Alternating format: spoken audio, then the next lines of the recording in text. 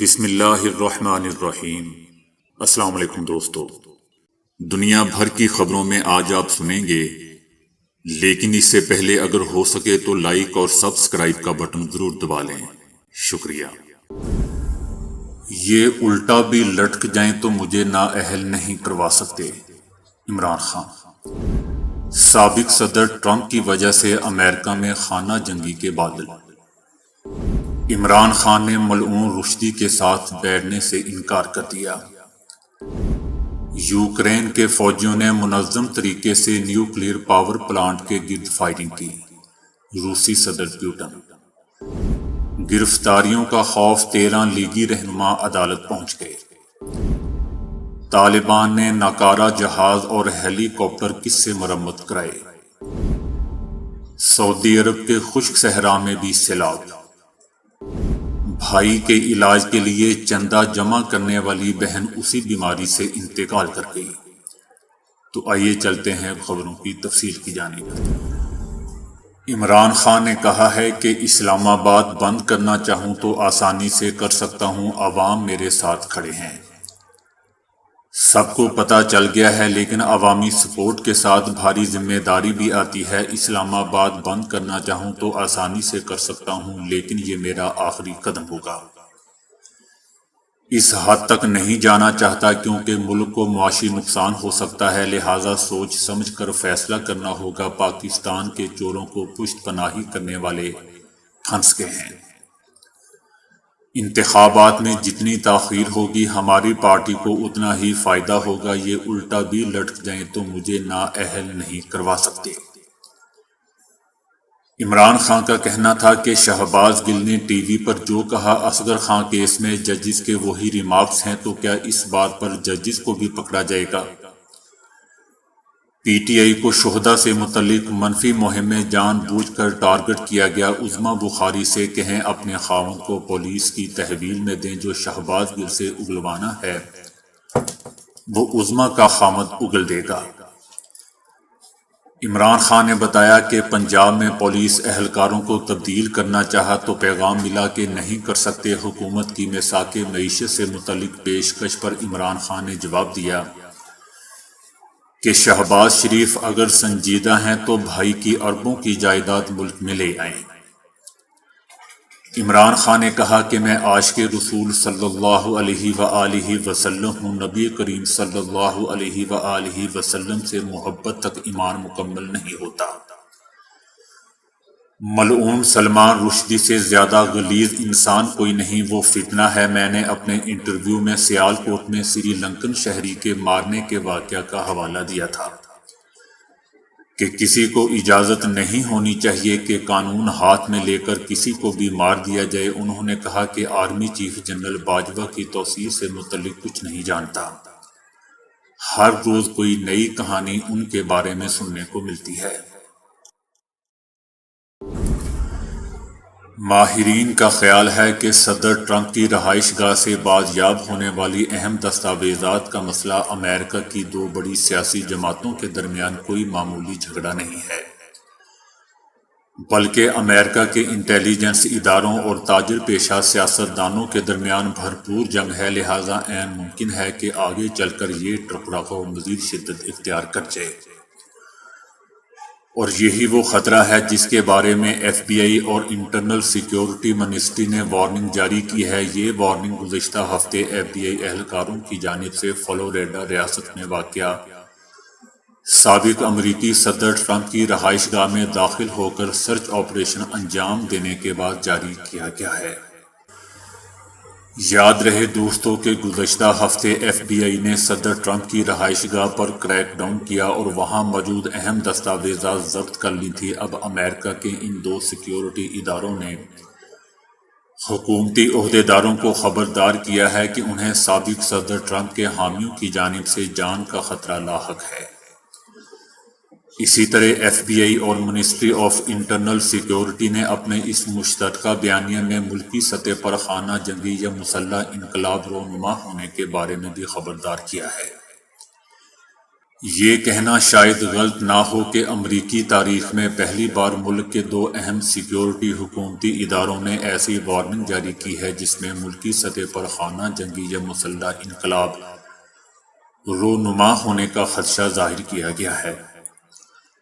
یہ خطرہ اس حد تک سنجیدہ ہے کہ ملک کے دو اہم سیکیورٹی ادارے وارننگ جاری کرنے پر مجبور ہو گئے ہیں۔ اب امریکہ میں بحران کی شدت کو محض عوامی احتجاج اور مظاہروں کی حد تک محدود نہیں سمجھا جا سکتا۔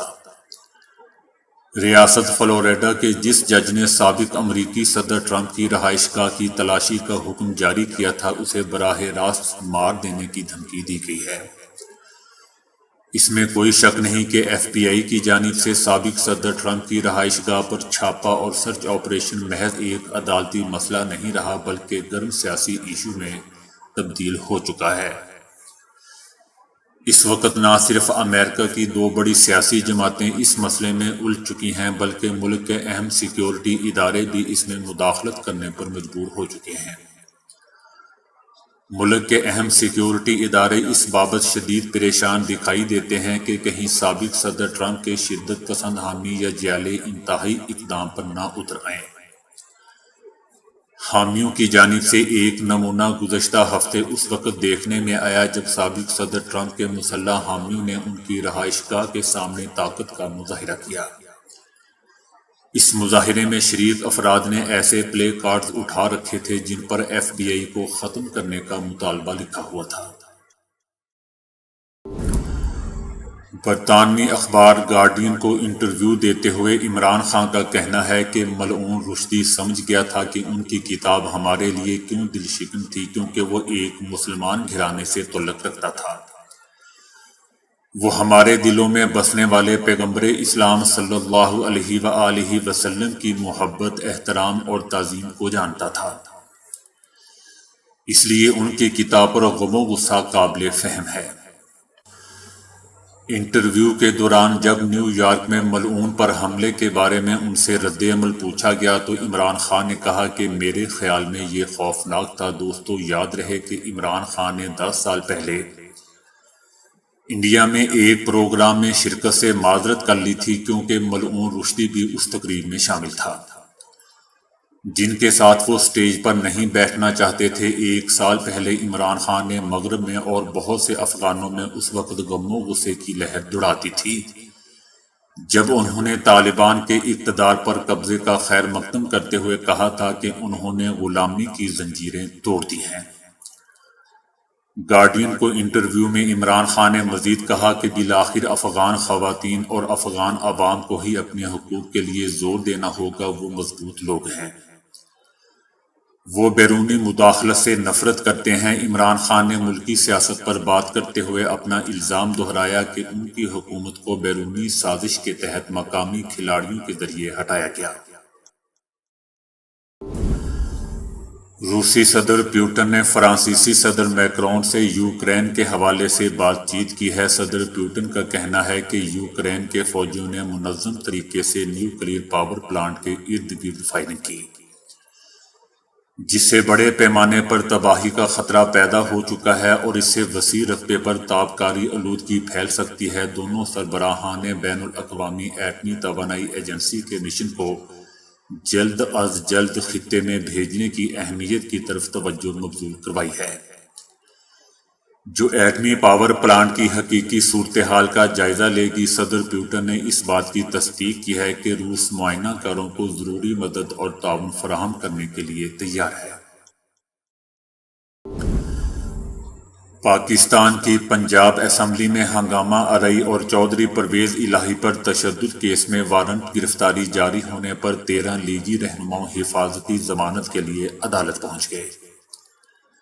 ضمانت کی درخواست دائر کرنے والوں میں عطا تارڑ، اویس لغاری، رانا مشہود بھی شامل ہیں۔ حفاظتی ضمانت منظور کرنے کی درخواست کرتے ہوئے کہا گیا ہے کہ عدالت ضمانت منظور کر کے پنجاب پولیس کو گرفتاری سے روکے۔ درخواست میں موقف اختیار کیا گیا ہے کہ یہ جھوٹا اور بے بنیاد مقدمہ ہے، صفائی کے لیے پیش ہونا چاہتے ہیں۔ دوسری جانب لیگی قیادت نے پارٹی رہنماؤں کو گرفتاریوں سے بچنے کی ہدایت بھی کر دی ہے۔ کہ بھاگ جاؤ جہاں تک بھاگ سکتے ہو۔ مسلم لیگ نون کی قیادت نے پارٹی کے دیگر ارکان کو بھی محتاط رہنے کی ہدایت کر دی ہے کہ کوئی بھی ٹی وی پر آ کر عمران خان کے خلاف بات نہ کرے۔ پارٹی قیادت نے تمام رہنماؤں کو ضمانت قبل از گرفتاری تک اسلام آباد میں رہنے کی ہدایت کی ہے۔ دوسری طرف شیخ رشید احمد نے خبردار کیا ہے کہ ملک خانہ جنگی کے دہانے پر پہنچ چکا ہے۔ ملک میں 43% مہنگائی بڑھ چکی ہے اور $4 ارب کے لیے قومی اثاثے بھی داؤ پر لگا دیے گئے ہیں۔ وزیر داخلہ پنجاب کرنل ہاشم ڈوگر نے کہا ہے کہ آئندہ کوئی بھی افسر سیاسی وفاداری کی خاطر ماورائے قانون اقدام اٹھانے کی غلطی نہ کرے۔ 25 مئی کو تحریک انصاف کے کارکنوں پر تشدد کرنے والوں کے خلاف بھرپور ایکشن جاری ہے۔ پنجاب اسمبلی میں تشدد، توڑ پھوڑ اور ماورائے قانون سرگرمیوں پر 11 MPs کے خلاف مقدمات درج کر لیے گئے ہیں۔ کرنل ہاشم ڈوگر نے کہا کہ پولیس قواعد و ضوابط کے مطابق سرچ وارنٹ کے ساتھ ان کی گرفتاریوں کے لیے کارروائی کر رہی ہے اور چھاپے مار رہی ہے۔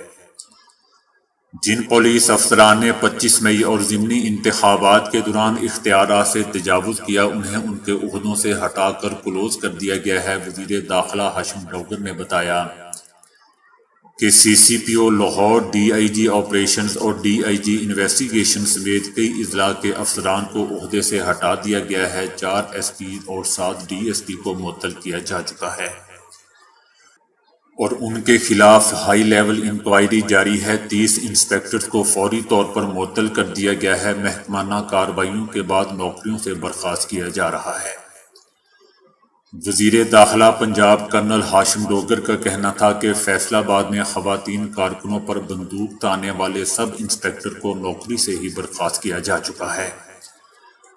آئندہ کوئی بھی افسر سیاسی وفاداری کی خاطر ماورائے قانون اقدام اٹھانے کی غلطی نہ کرے۔ اختیارات سے تجاوز کرنے والوں کے خلاف قانون کے مطابق کارروائی کی جا رہی ہے۔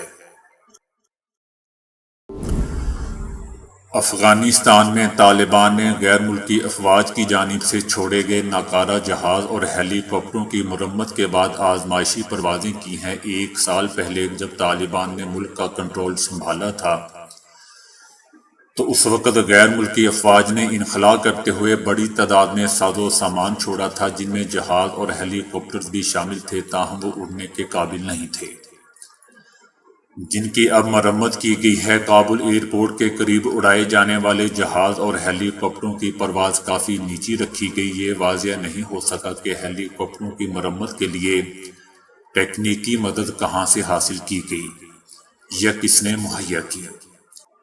طالبان حکام اس سے پہلے اس عزم کا اظہار کر چکے ہیں کہ سابق افغان فوجیوں، پائلٹس، مکینکس اور دیگر ماہرین کو سیکیورٹی فورسز میں شامل کیا جائے گا۔ ان کی ایک انجینئرز کی ٹیم نے حال ہی میں 35 ٹینکوں اور 20 امریکی گاڑیوں کی مرمت کی ہے۔ امریکی فوج نے جاتے ہوئے 70 جہاز اور درجنوں فوجی گاڑیوں کو ناکارہ کر دیا تھا، جبکہ کابل سے نکلنے سے پہلے ایئرپورٹ پر ایئر ڈیفنس نظام کو بھی ناکارہ کر دیا گیا تھا۔ 2002 اور 2017 کے درمیان امریکہ نے افغان حکومت کو $28 ارب سے زائد کا دفاعی سامان مہیا کیا تھا، جن میں ہتھیار، گاڑیاں، اندھیرے میں دیکھنے والی ڈیوائسز، جہاز اور نگرانی کے دوسرے آلات شامل تھے۔ سعودی عرب کے رابع الخالی ریگستان میں بارشوں کے باعث سیلابی ریلے کے مناظر تصاویر اور ویڈیوز کی شکل میں سوشل میڈیا پر سامنے آ رہی ہیں۔ ان ویڈیوز میں رابع الخالی صحرا کے کئی مقامات پر پانی کے ریلوں کو بہتے دکھایا گیا ہے۔ یہ امر دوستو حیران کن ہے کہ صحرائے رابع الخالی کو دنیا کے خشک ترین مقامات میں شمار کیا جاتا ہے۔ دنیا اس وقت ایک ایسے دور سے جی رہی ہے جس میں موسمیاتی تبدیلیاں ایک عالمگیر اور ناقابل تردید حقیقت بن چکی ہے۔ یہ تبدیلیاں 2 حصوں میں تقسیم ہیں جو کہ عرب ممالک کے لیے مفید ثابت ہوں گی، جبکہ ان کے یورپی ممالک اور بعض ایشیائی ممالک پر منفی اثرات مرتب ہوں گے۔ اسے ماضی میں رابع الخالی اس لیے کہا جاتا تھا کہ یہ علاقہ بارشوں سے خالی رہتا تھا۔ حالیہ عرصے میں ہر سال بارش ہونے لگی ہے۔ رابع الخالی کی ریت کے اندر دبی ہوئی وادیاں دوبارہ زندہ ہو رہی ہیں، یہ اس بات کا حتمی ثبوت ہے کہ موسمی تبدیلیاں آ رہی ہیں۔ زندگی میں دوستو جہاں خوشیاں ہوتی ہیں وہیں غم بھی پایا جاتا ہے۔ زندگی کچھ دن کی مہمان ہے کیونکہ موت اصل حقیقت ہے۔ انسان ساری زندگی محنت کرتا ہے، پیسے کماتا ہے اور آخر میں اس کا سب یہیں رہ جاتا ہے۔ بھارت سے تعلق رکھنے والی ایک نوجوان سوشل میڈیا مسلمان سٹار لڑکی کی موت ہوئی ہے، جس نے ویڈیو میں مدد کی درخواست کرتے ہوئے کہا کہ میں نے اپنے چھوٹے بھائی کے علاج کے لیے کروڑوں روپے اکٹھے کیے تھے۔ 16 سالہ افرا رفیق پٹھوں کی نایاب بیماری میں مبتلا ہے، جسے اسپائنل مسکولر ٹرافی یا SMA کہا جاتا ہے۔ یہ ایک ایسی موذی بیماری ہے جس میں پٹھے کمزور پڑ جاتے ہیں، حرکت کرنا چھوڑ دیتے ہیں اور اس میں سانس لینا دشوار ہو جاتا ہے۔ ان کی بیماری میں پیچیدگی کے بعد بھارت کی جنوبی ریاست کیرالہ کے ایک ہاسپٹل میں ان کی موت ہوئی۔ وہ ایک باصلاحیت لڑکی تھی جو بے پناہ درد کا مقابلہ کرتے ہوئے بھی گیت گانا اور پڑھنا پسند کرتی تھی۔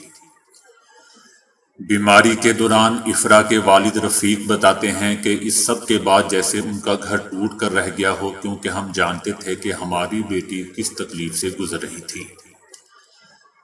افرا کے والد کا کہنا ہے کہ ان کی بیٹی کی خواہش تھی کہ ان کے بھائی کو درست علاج ملے۔ وہ بھی اسی بیماری میں مبتلا تھا جس کی ایک ڈوز کی قیمت 180 ملین انڈین روپے یا 22 لاکھ امریکی ڈالر تھی، جس کو امریکہ سے درآمد کرنا پڑتا ہے۔ انڈیا کی وزارت صحت نے اس جیسی نایاب بیماریوں کے لیے رضاکارانہ طور پر کراؤڈ فنڈنگ کروائی، جس میں عوام سے پیسوں کی اپیل کی جاتی ہے۔ یہی وہ وقت تھا جب افرا نے اپنے کزن سے ایک ویڈیو ریکارڈنگ کروانے کا کہا۔ ان میں انہوں نے اپیل کی کہ میں نہیں چاہتی کہ میرا بھائی اسی بیماری کی تکلیف سے گزرے۔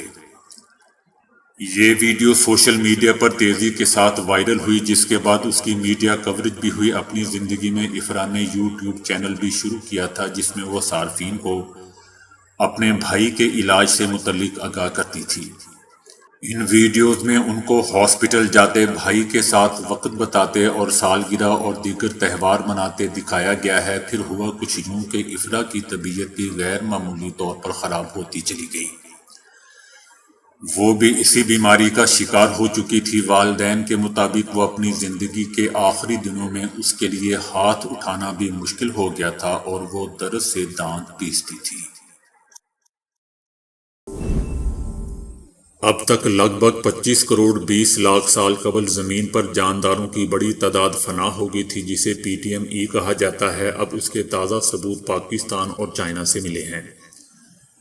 زمین کی کروڑوں سال کی حیاتیاتی تاریخ میں کئی ادوار ایسے آئے ہیں جب کرۂ ارض پر حیات کی بڑی اقسام ختم ہونے کے قریب پہنچ گئی تھیں۔ یہ عمل کاربن ڈائی آکسائیڈ کے غیر معمولی اخراج کی وجہ سے ہوا تھا۔ اب سے لگ بھگ 25 کروڑ سال قبل PTME میں سمندر کے 90% جاندار اور خشکی پر ریڑھ کی ہڈیوں والے 70% جاندار ختم ہو گئے تھے۔ اس موقع پر کاربن ڈائی آکسائیڈ سمیت کئی گیسوں کا غیر معمولی اخراج ہوا تھا۔ نتیجے میں شدید گرمی بڑھی اور جاندار حال سے بے حال ہو کر مرنے لگے۔ اگرچہ ارضیاتی طور پر کاربن ڈائی آکسائیڈ کے ثبوت تو ملے ہیں، لیکن اس کے اخراج کا مستقل سلسلہ نہیں مل سکا تھا جو اب چائنا اور پاکستان سے ریکارڈ ہوا ہے۔ امریکہ اور برطانیہ کی یونیورسٹی کے سائنسدانوں نے اس سلسلے میں اپنی نئی تحقیق پیش کی ہے جو ہفت روزہ میگزین نیچر میں شائع ہوئی ہے۔ ماہرین نے اس ڈرامائی صورتحال کو اپنی زبان میں عظیم موت قرار دیا ہے۔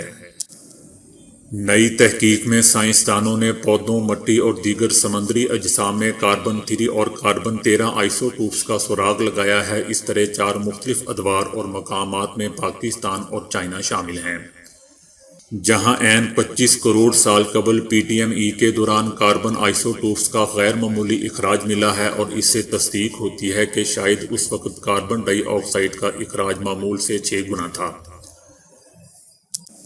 کاربن ڈائی آکسائیڈ چونکہ حرارت پیدا کرنے والی گرین ہاؤس گیس ہے اور اسی وجہ سے بہت تیزی سے زمینی درجہ حرارت بڑھتا تھا۔ یاد رہے کہ PTME کا یہ سلسلہ کم سے کم 5 لاکھ سال تک برقرار رہا تھا اور اس طرح جانداروں کی بڑی تعداد تیزی سے دم توڑ گئی تھی۔ تو دوستو ابھی کے لیے اتنا ہی۔ ویڈیو کو لائک اور شیئر کرنے کا بہت بہت شکریہ۔